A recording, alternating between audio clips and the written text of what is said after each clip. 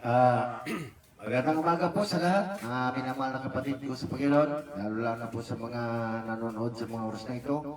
Happy Sabbath po sa inyo lahat at umaasa ko sa bawat membro sa Jerusalem Church of God, lalo po sa mga namumuno, mga pastor, evangelista, guro, na sana po nasa mabuti kayong pangangatawan. No? At gayon din sa lahat ng membro sa Jerusalem Church of God. No? Sana po, mga kapatid ko sa Panginoon, bigyan pa tayo ng mga mahabang panahon para mapag-aralan po natin yung salita ng Panginoon hanggat ating pong maunawaan.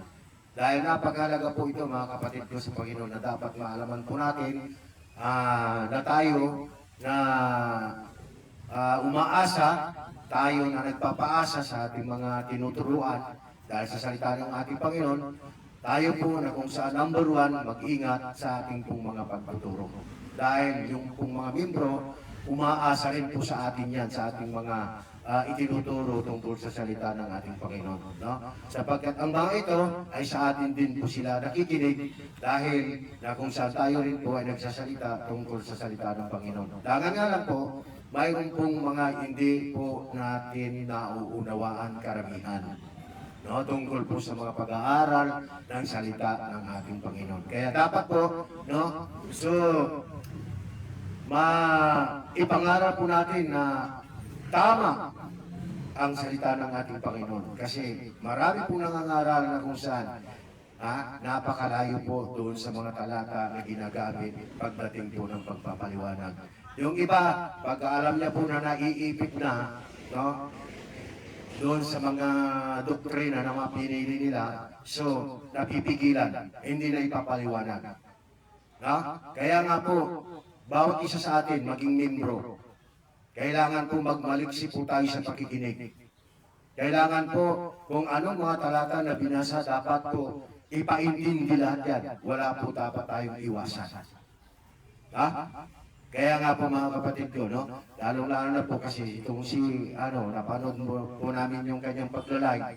So, mayroon po siyang mayroon siyang topic tungkol sa Jerusalem, no?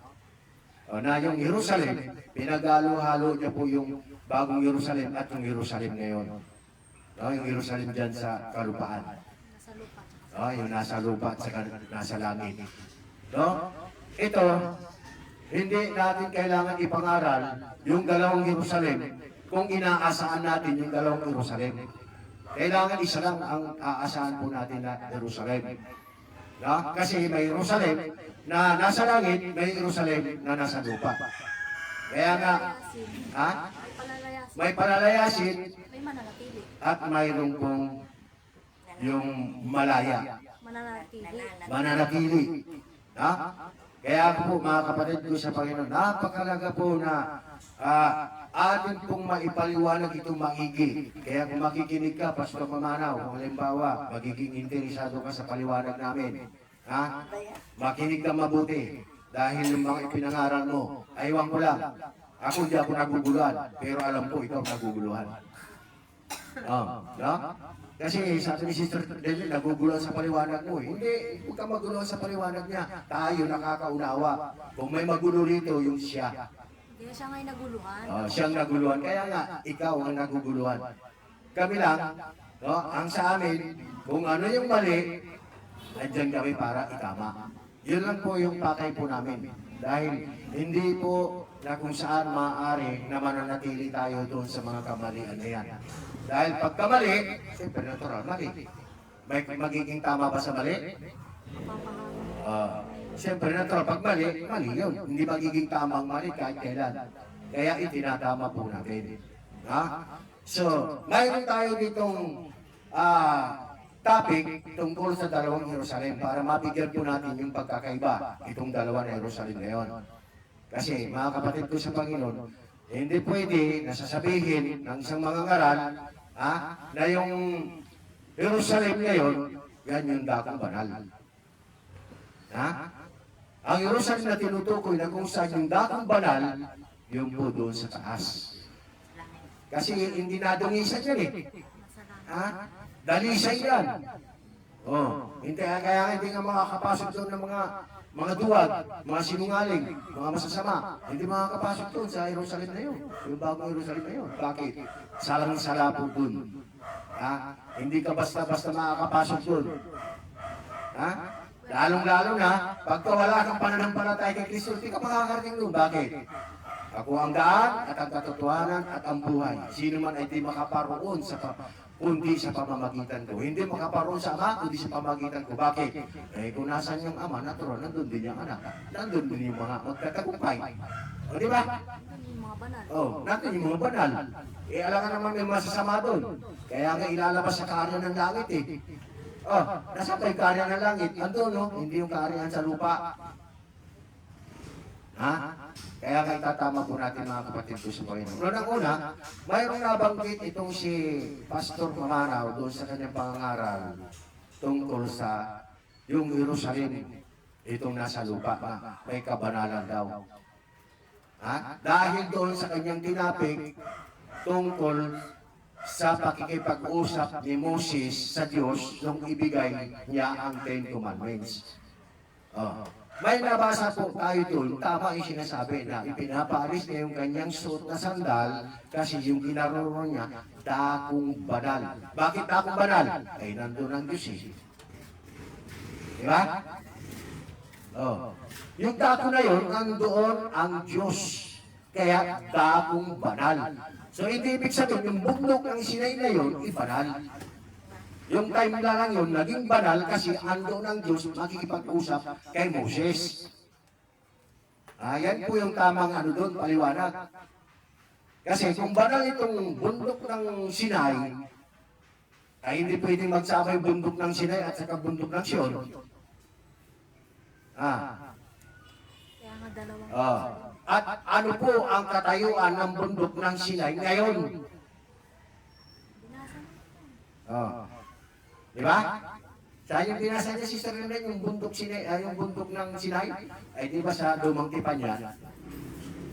Kung paano ibibigay ng Diyos kay Moses yung Ten Commandments, na sinasabi na alisin niya ang kanyang pangyapak kasi yung damang yaon ay banal. Kaya nga nasabing banal ng Diyos kasi ando ng Diyos sa tao na yun. Yan ang ibig sabihin. Hindi mananatili yung pagkabanal sa tao na yun. Yung time na yun. Na kung saan andun ang Diyos para makipag-usap at gawin ng 10 utos at ibigay kay Moses. Ganun lang yun, nung time na yun.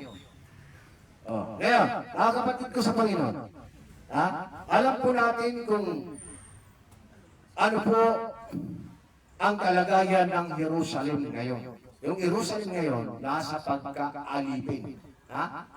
Yung sinasabi, may natapit si Perdumanaw na kasi na pinalaya eh. Ang kinukuha niya dito siguro pinalaya, nung ibigay yung Ten Commandments, kasi itong mga tao na ito na pinalaya, saan pinalaya? Sa pagkakaalipin sa lugar? Sa Ehipto. Wala pa si Kristo doon. Hindi pa Kristo ang nagpapalaya roon. Bakit? Ang Diyos lang po ang sumubaybay para palayain po sila sa pamagitan ni Moses, itong mga naging alipin doon sa Ehipto, no? Lugar ng Ehipto at dinala sila sa Kanaan. Iba yung pagkakapalaya ng Panginoon doon. Wala pang dugo laman doon. Wala pang laman at dugo doon. Para sasabihin na, ito yung mga pinalaya. At take note bago sila pinalaya, pagkatapos doon sa bundok ng Sinai, na kung saan, iniwan ni Moses ang mga ito para umakyat sa bundok ng Sinai, para kunin yung 10 utos at ibigay sa kanila. So ibig sabihin, yung 10 utos na itinuro, na ibinigay ng Diyos kay Moses at itinuro,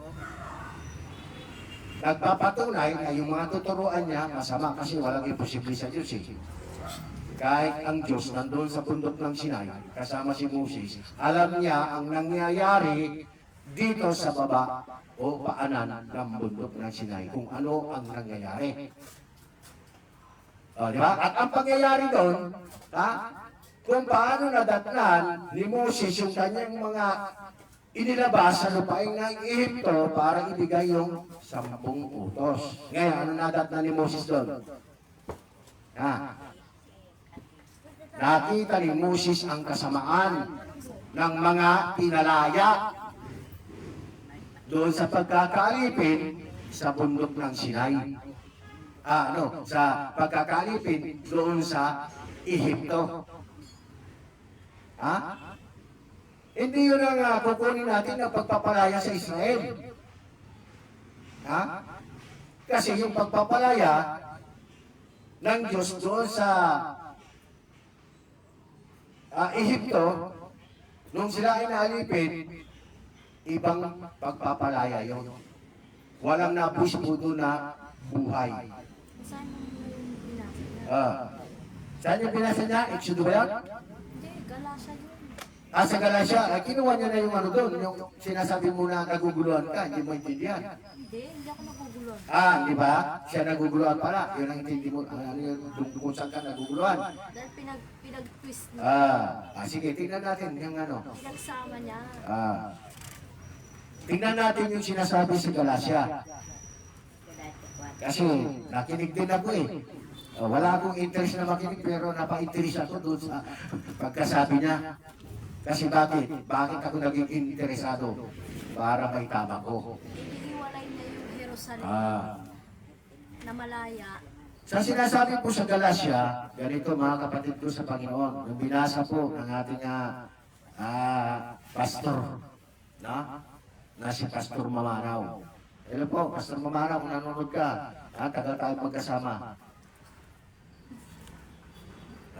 Ngayon, para magkasama tayo uli, papaliwanag ko Mikey para maintindihan mo, para magkaroon ng katuparan yung tayo magsama uli. Kung naintindihan mo, kung tanggapin mo. Sa Galacia, Kapitulo 4, Sister Rene, no? Nagaling ko sa salamin ko kasi nagdudubli paningin ko. Sa mga gusto umpisa. Umpisan natin sa Galacia Kapitulo 4, 16? Kasi ang binasa niya na 25 eh. 25 na. Di mas maganda kung medyo natin para maliwanagan hindi lang tayo, hindi lang sila, hindi lang yung Pagpamanaw. 22 muna. Tingnan natin ang 22. Sapagkat nasusulat na si Abraham ay nagkaroon ng 2 anak. 2 anak ang isa'y sa aliping babae at ang isa'y sa babaeng malaya. 2, no? Babaeng alipin at babaeng malaya. Ito ay anak ni Abraham. Yan. 23, gayon man, ang anak sa alipin ay ipinanganak ayon sa laman. Ano pala? Yung babaeng alipin sa ipinanganak? Sa laman. Pag sa laman, anong gawain ng laman? Anong gawain ng laman? Kaya huwag kayong mag-isip ng mga bagay ng ayon sa laman eh. Samaan. Natural, pag sa laman ka, puro kasalanan. Puro kasalanan at kasamaan. Kaya nga, ito kung saan sinabi, yung babaeng ito na naging alipin, at kung saan naging alipin, kasi, paano siya naging alipin ngayon? Saan siya naging alipin? Siyempre natural kautusan lang mga Israelin, huwag kang magaling langan. Kaya nga ipinanganak sa laman eh, natural. Ang salaman nga. Di ba? At ang laman may kasiraan. Bakit may kasiraan ang laman? Dahil nandun ang kasalanan. Ito yung babaeng alipin. Na ang babaeng alipin, kaya nga tawag na alipin, kasi ipinanganak sa laman. At alam po natin na ang laman, kasalanan yan. Kaya nga ibinigay ang kautusan eh. Kasi, sa laman nga eh. Alam niyo ba yung mga gawa ng laman? Kung isa-isa ko pa yung gawa ng laman, napakarami yan. Kaya natawag na babaeng alipin. Dahil ito ay ipinanganak sa laman. Pag ipinanganak sa laman, hindi ipinanganak sa espiritu. Tandaan niyo yan, ha? Ngayon, saan na tayo? Ulitin natin. Gayon man, ang anak sa pagkalipin ay ipinanganak ayon sa laman. Ngunit, ang anak sa babaeng malaya ay sa pamamagitan ng pangako. Nasaan yung pangako? Doon sa babaeng malaya. Bakit? Nasaan pa yung pangako? Nakakalimutan nyo na kung nasaan yung pangako? Ang pangako nasa pananampalataya. Walang ibang ipinangako dyan patungkol sa laman. Kaya nga, anak ng babaeng alipin. Ipinanganak ito sa laman. Walang kapangakuan dyan. Pero doon sa anak na babaeng malaya, may pangako. Dahil ito po ay sa pananampalataya. Ngayon, patuloy po tayo. 24. Ang mga bagay na ito'y may talinghaga. Ibig sabihin may talinghaga. Unawain natin kung anong ibig sabihin ng talinghaga. Ano sinabi? Sapagkat ang babaeng ito'y dalawang tipan.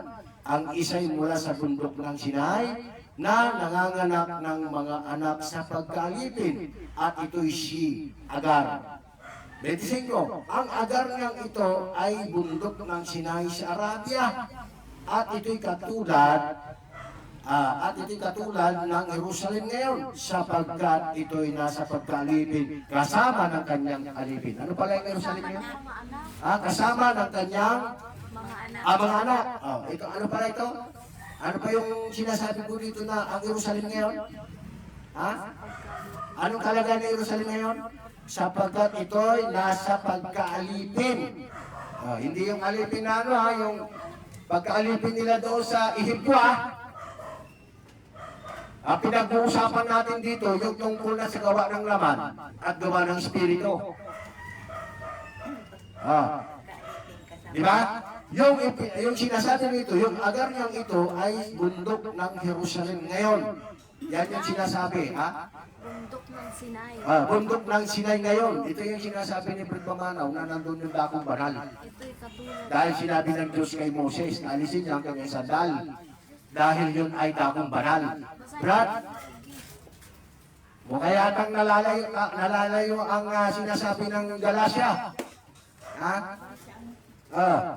Sapagkat ang sinasabi, sapagkat ng kasama ng kanyang mga anak, 26. Ngunit ang Jerusalem sa itaas ay malaya na siyang inanakin. So, dalawang klase.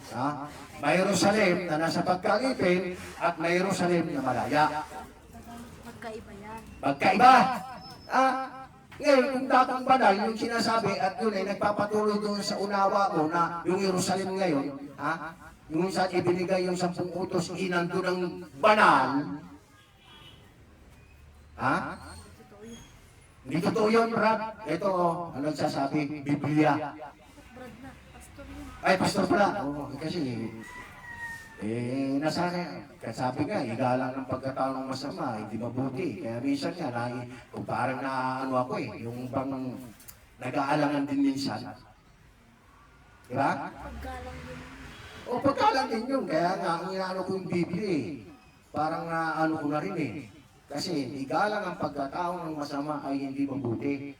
Ay di ba pag ginagalang mo yung pastor tapos yung aral niya pagka mayroon siyang nabasa na umiiwas. Ano tawag doon? Dapat ba igalang yun? Pagka nakita na yung tatamaan siya iiwas, hindi niya may paliwanag, hindi na lang ipinapaliwanag. Sige, Sister Helen, tatanungin kita. Dapat na igalang ba yung mga ganon? Siyempre, nasanay na rin tayo, pastor. Sige na lang yan.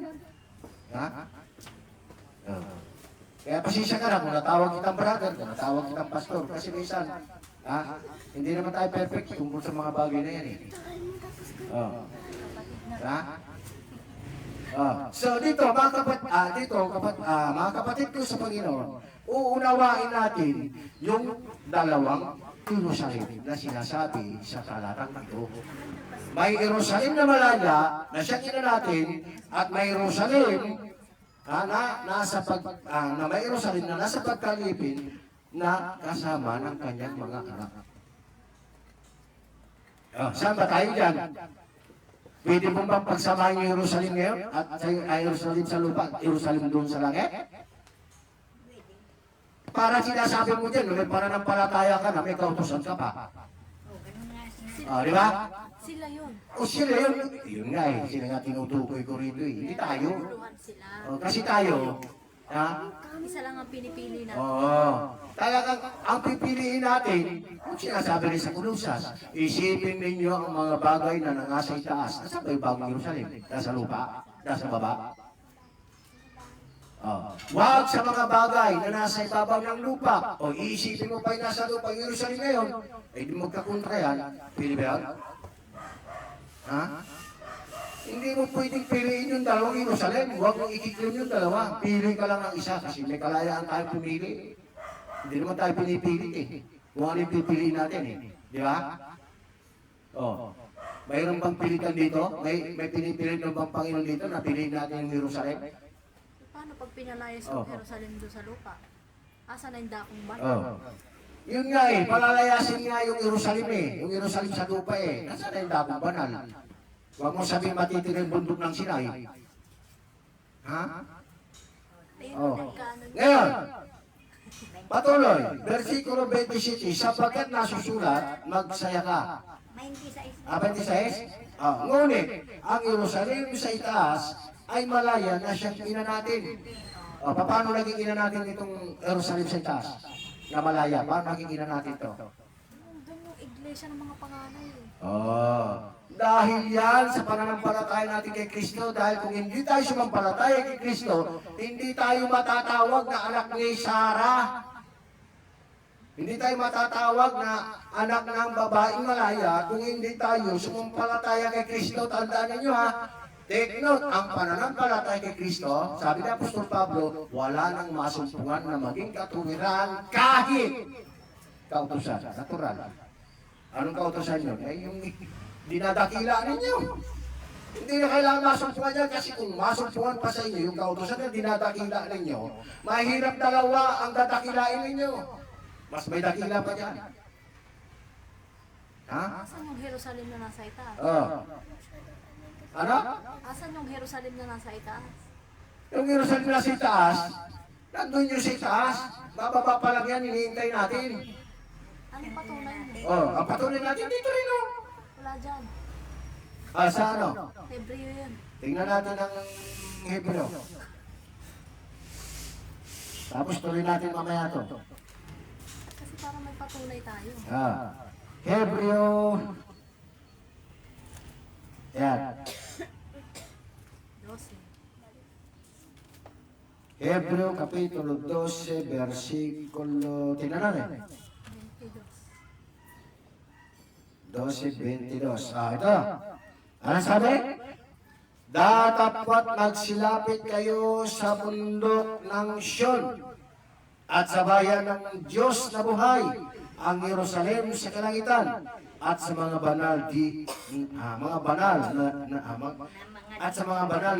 mabilang na nahukbo ng mga anghel. Ano pala sinabi? Datapot magsilapit kayo sa bundok ng Sinai. Ganun ba yan? Sister Lele, basahin mo nga. Baka nagkamali ako. Ay, malabo mata ko eh. Ay, bundok ng Sion pala. Sorry. Yan, bundok ng Sion yun eh. Bundok ng Sion yung sinasabi magsilapit, hindi bundok ng Sinai. Kasi kung yung bundok ng Sinai, andun yung kabanalan, ay bakit? Sa Sion tayo pinapalapit. Nasa itaas. At isa pa sa itaas to. Wala yung bundok ng Sion dyan. Sa lupa. Nasa itaas pa to.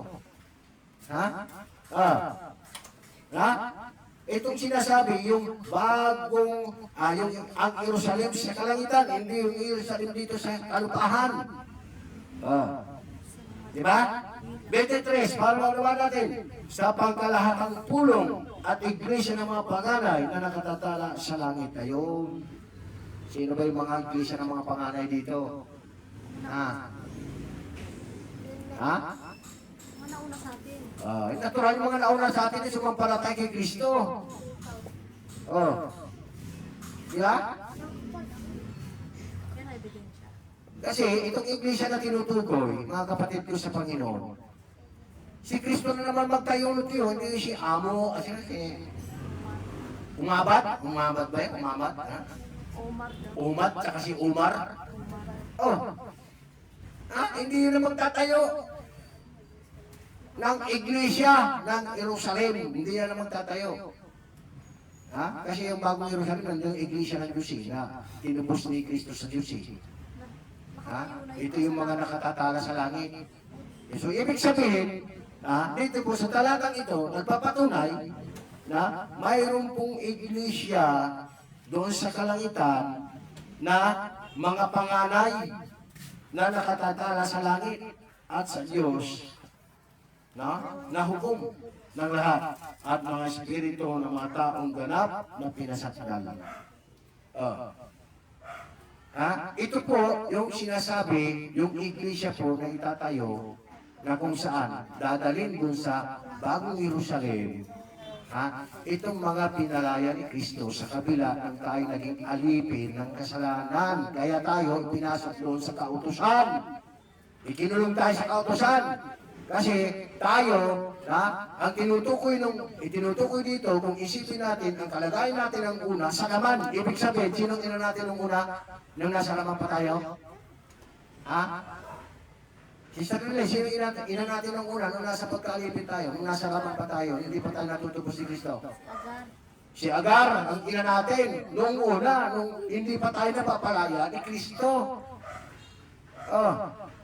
Kaya nga yung bautismo, intindihan nyo sabi ni Kristo, ang ipinanganak sa laman nga, at ang ipinanganak sa Espiritu nga, hindi pwede magsama yun. Hindi pwede magsama yung Jerusalem ngayon, nasa pagkalipin, at yung Jerusalem nasa taas na pinalaya. Kaya nga naguguluhan kayo. Hindi nyo alam kung paano po nyo ipaliwanag. Kaya kami, dahil doon po sa mga naririnig po namin mga paliwanag, mga turo ninyo, andito kami.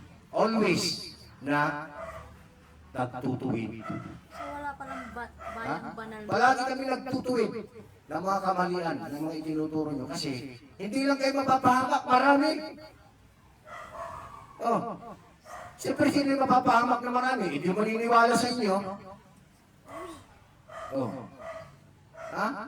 Kaya lang naman tatahimik kami. Na alam namin marami mapapahamak. Di masusuway namin yung sinasabi sa Judas, agawin ninyo yung sila sa apoy.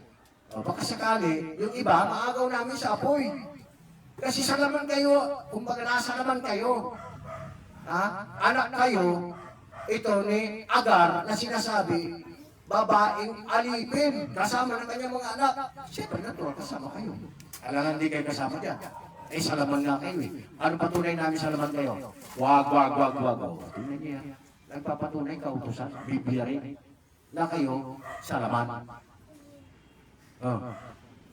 Naintindihan niyo ba yan, mga kapatid ko sa Panginoon? Makikilala niyo dito ngayon, pag sinunod yung kautusan, ang ina niyo, si Agar, na alipin.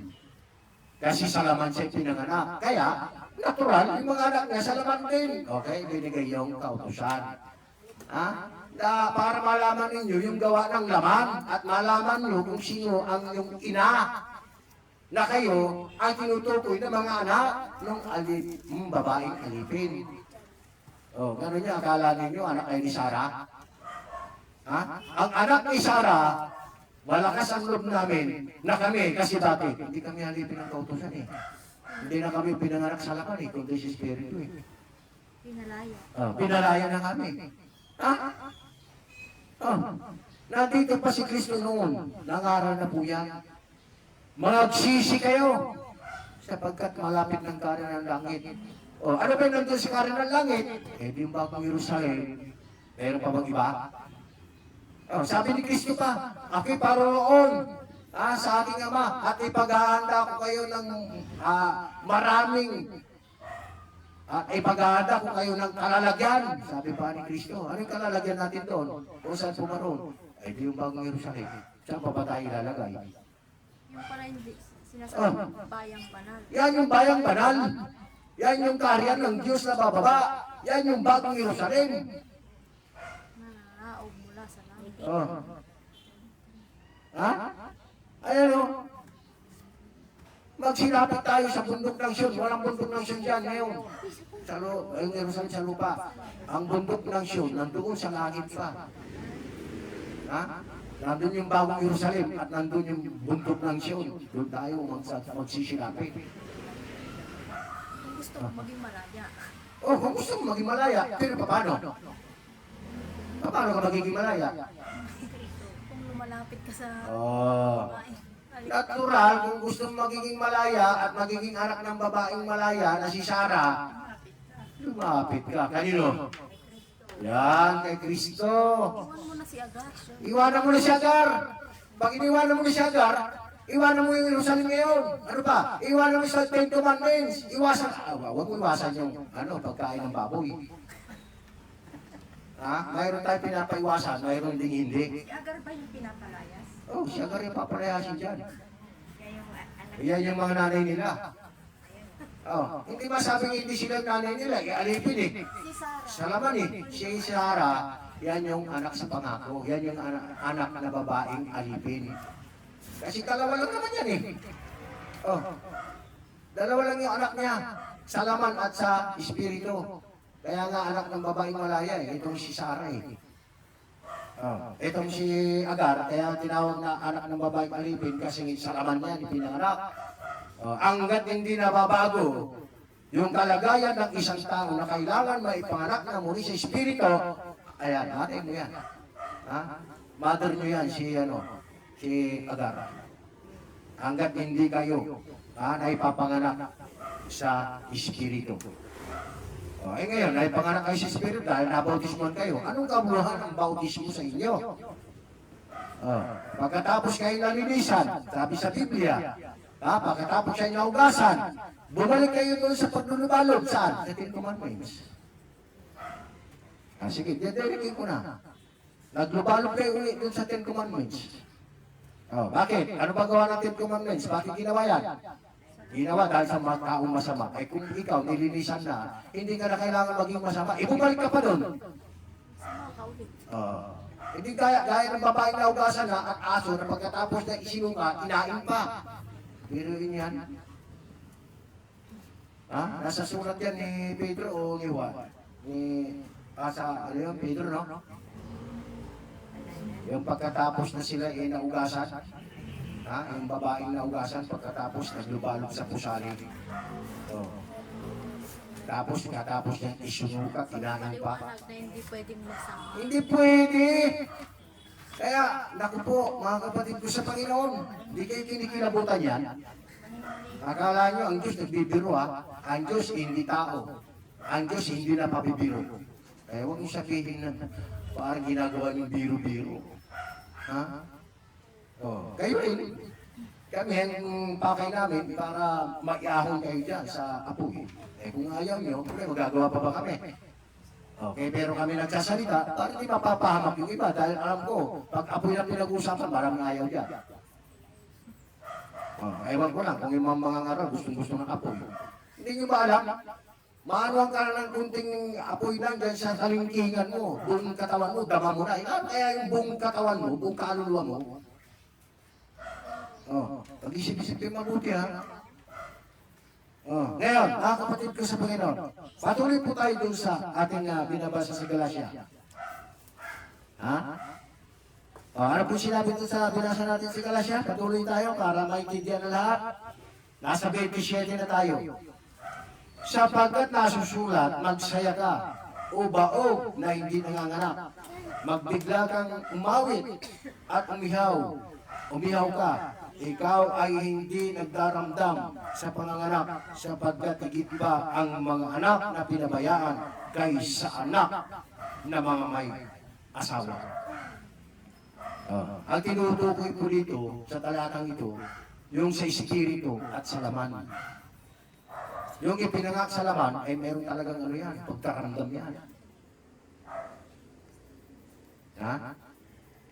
Yung sinabi ko dito, magbigla kang umawit, umihaw ka, ikaw na hindi nagdaramdam sa panganganak mo. Ikaw na hindi nagdaramdam sa panganganak. Ha? Sa versikulo, patuloy, sapagkat higit pa ang mga anak na pinabayaan kaysa mga anak na may asawa. Sino ba yung mga anak na pinabayaan? Diba? Paano pinabayaan? Sino nagpabaya? Ay, hindi yung mga pinagkatiwalaan. Hindi niyo ba alam na yung mga pastor, pinagkatiwalaan yan ng tupa ng Panginoon? Tapos pinabayaan. Kaya nga, masigit pa sabi nga. Sabi niya, masigit pa ang anak na pinabayaan kaysa mga anak na may asawa. Ibig sabihin, yung mga pinabayaan, may chance yun. May chance yung pinabayaan, kaya nga napabayaan eh. Kaya ano ba ginagawa natin doon sa napabayaan? Ni-welcome natin para magsampalataya kay Kristo, para sumampalataya kay Kristo. Hindi natin ni-welcome para magsama-sama tayo at iba ituturo natin. Ni-welcome natin sila, inaagaw natin sila sa apoy para magkaisa tayo kay Kristo. Ayaw niyo ba yun? Yan yung pag-ibig namin sa inyo na ayaw namin mapahamak kayo. Ha? Kaya nga sabi nga ni Kristo, Amang Banal, ingatan mo sila sa iyong pangalan niya, ang mga ibinigay mo sa akin. Maraming binigay talaga sa Kanya. Maraming nabautismuhan eh. Binantayan ko kahit isa. Walang napahamak. Maliban sa anak ng kapamakan. Bakit na anak ng kapamakan? Pagkatapos na bautismuhan, nandun pa rin sa 10 Commandments. Hindi ako nagagalit ha. Binibigyan ko na ng diin. Ganun talaga. Hindi mapigilan ng isang taong magsalita na alam niya na katotohanan yung sinasabi. Kung yung iba nga dyan, wala sa katotohanan, yan lakas ng lupi. Ha? Kaya kung pa kaya, natural. Sabi ni Apostol Pablo, matapang siya kasi sumasampalataya siya. Ganun din ako. Bakit? Siya tinularan ko eh. Sabi ni Pablo, magsitulad kayo sa akin. Daya ko naman kay Kristo. Tapos ikaw duwag, takot ka mangaral. Kahit sino yung makakaharap mo, kahit sino yung makakasharing mo, kahit pastor pa yan, bakit nagiging takot ka? Huwag kayong matakot, munting kawan. Sabi po nga ni Kristo. Di ba? Dahil pangako si Kristo. Sino ba yung munting kawan? Ha? Tayo ba na lahat na Jerusalem sa lugar, munting kawan tinutukoy? Pag nagsama-sama yun, hindi yung munting kawan yan. Ang sinasabing munting kawan, yung 4, 3, 5 ang nagkakatito sa kanyang pangalan bawat dako. Kasi hindi ko masasabi tayo lang yung munting kawan dito, paano munting kawan doon sa Pangasinan, sumasagot tayo kay Kristo. Kaya bawat dako. Mayroon dyan. Ha? Huwag kayong matakot, munting kawan, sabi ni Kristo. Bakit? Kung matakot ka, ano mangyayari? Ha? Kaya po kayo nagsasalita na akala nyo galit. Hindi po. Akala nyo nagsasalita kami na sinisermon kayo. Hindi po. Nagtataas lang po kami ng boses kasi bawat katotohanan kailangan bigyan ng diin. Yan po kung sa amin mga kapatid ko sa Panginoon. Ngayon, patuloy tayo. Versikulo 28. At tayo mga kapatid, tulad ni Isaac, ay mga anak sa pangako. 29, datapwat kung papaanong yaong ipinanganak ayon sa laman, ay nag-uusig sa pinanganak, ayon sa Espiritu, ay gayon din naman. Ngayon, di ba nagkakatotoo? Ganon din naman. Ngayon, bakit sino bang uusig sa mga ipinanganak sa Espiritu? Ay di yung mga ipinanganak ayon sa laman, natural. Yan ang uusig sa atin na ipinanganak ayon sa Espiritu.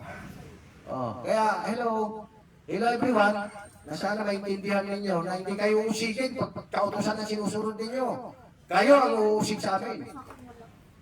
Kayo ang number 1 dyan. Sabi na Apostol Pablo, nung Saulo pa, number 1 mang uusig yan.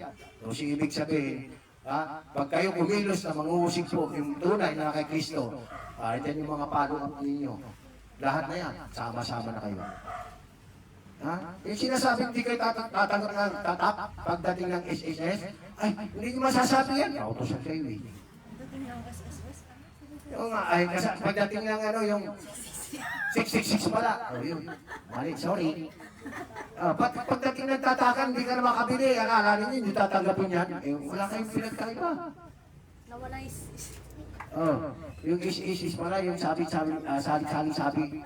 Yung SSS pala, yung 666. Social Security System.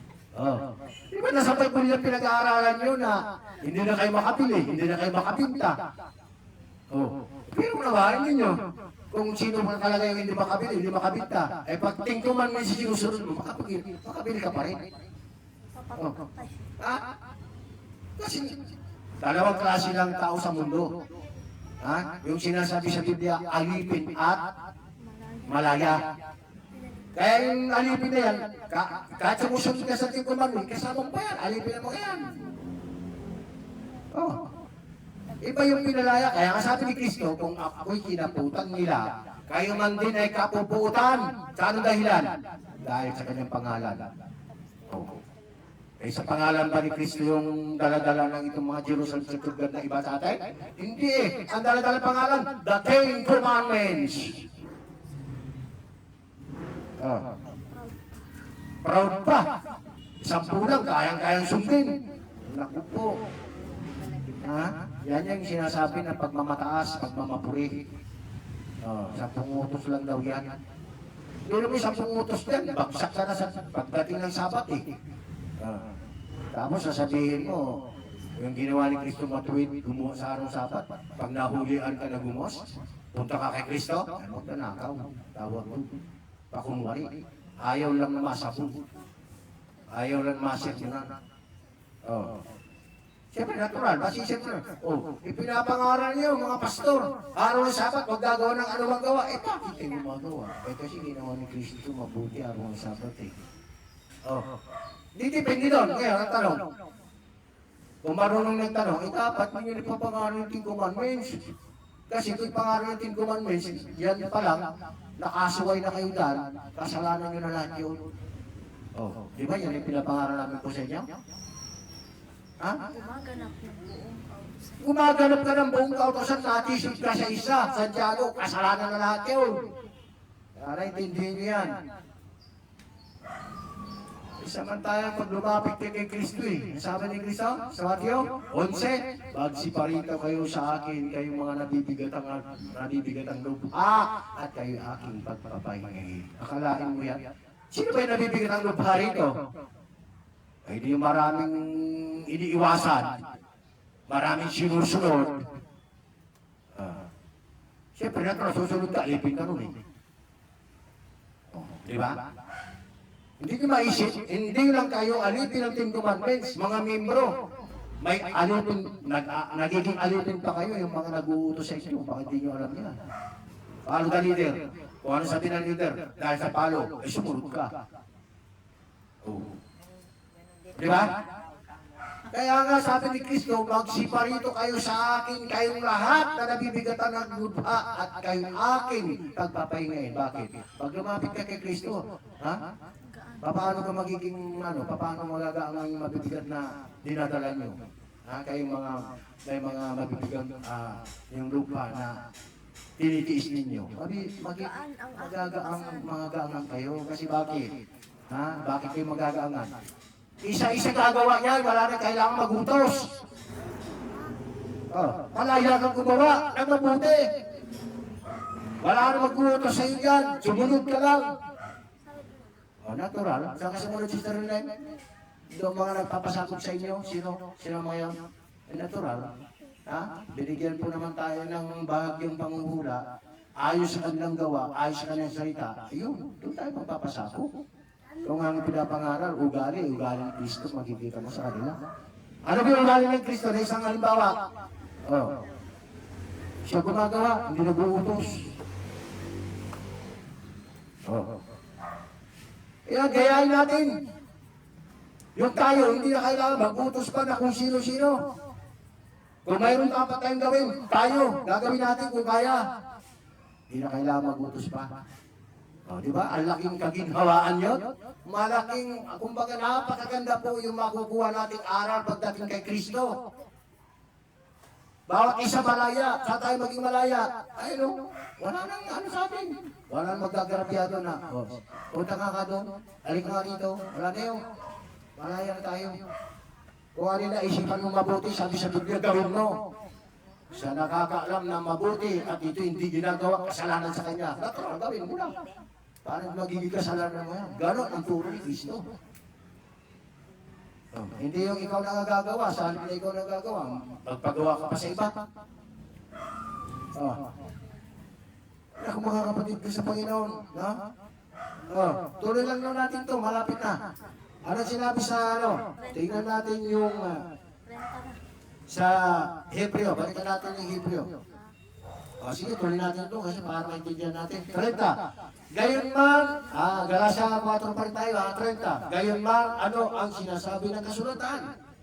Papalayasin ang aliping babae at ang kanyang mga anak sapagkat hindi magmamana ang mga anak ng babaeng alipin na kasama ng anak ng babaeng malaya. Anak, malaking pagkakaiba, hindi tayo magsasama. Yung alipin ng malaya, alipin ng anak ng malaya, alipin ng anak ng alipin babae, alipin na anak ng babae alipin. Hindi pwede tayo magkakasama. Ayan po yung sinasabi. Palalayasin! Ay, isa kayo pupunta. Pag pinalayas yung anak na babaeng alipin, kasama kanyang mga anak, saan sila pupunta, Sister Lorraine? Bayang banal daw. Hindi bayang banal. Alam mo kung saan? Doon sa inihanda doon ang apoy. Ay natural. Yan lang naman ang ano eh. Kadagat-dagatang apoy at saka doon sa Gloria na sinasabi. Doon sa yung paraiso. Doon tayo, dalawa lang ang dadalhin. Dalawa lang ang pagdadalan. Hindi naman siguro palalayasin yung bayang banal. Nasa lupa. Yung bayang banal sa lupa, mapapalitan niya, nabibihisan. Sunugin niya eh. Sunugin langit at lupa. Kaya nga, matutunaw nga yan eh. Ano ba yun? Matutupok, lahat ng mga bagay matutunaw. Mawawala yan. Saan pupunta itong palalayasin?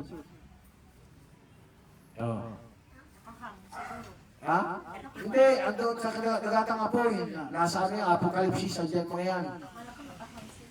Ano po, mga kapatid ko sa Panginoon. Kala nyo, porque ako nagsasalita, hindi kayo naniniwala. Salita ng Panginoon po yung mga ginagamit natin dito. Kaya nga ang Diyos hindi na pabibiro. Ang Diyos hindi tao. Sinabi ba niya, hindi niya gagawin? Kung sinabing palalayasin kayo, bilang anak ng babaeng alipin, mangyayari yun. Kasama kayo dun. Kasama kayo dun.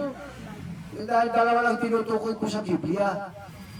Yung bundok ng Sinai at yung bundok ng Sion, Jerusalem. Magkaiba po yan. Hindi pwedeng nandito kayo sa bundok ng Sinai ngayon, nandiyan kayo sa Jerusalem ngayon. Pagkatapos, iitayin yung bagong Jerusalem. Mangangalumata ang iyong mga mata sa pag-aantay doon sa inihintay ng bagong Jerusalem pag gano'n. Hintayin na kayo nang hintay, magkakasalisi. Bakit? Inaasahan ninyo? Hindi darating sa inyo yun. Bakit? Anak kayo ng babaeng alipin eh. Pinalayas ka, paano ka pa makapag-hintay? Kaya nga yung sinasabi nyo na noong yan, noon, nasa pagkalipin pero pinalaya na sila yan. Baka kinukuha mo doon ang pagpapalaya nung nasa Egypto sila kung paano sila alipin at inilabas sila ng Diyos doon. Pinalaya doon sila sa pagkaalipin nila. Yung ba yan? Hindi yun. Kaya iba yung pinapangarap po namin sa inyo na pagpapalaya po ni Kristo sa atin. Yung pagpapalaya ni Kristo sa atin, mayroong dugo, mayroong laman na kumbaga buhay na nag-twist dyan. Yung pagpapalaya ng Diyos sa kanila doon, nakakala nyo, porque pinalaya sila, yan yung kiniklaim ninyo, na anak kayo ng babaeng malaya na si Sarah. No! Mali-mali! Ha? Wala naman tayong mabasa yung inalipin sila sa Ehipto eh.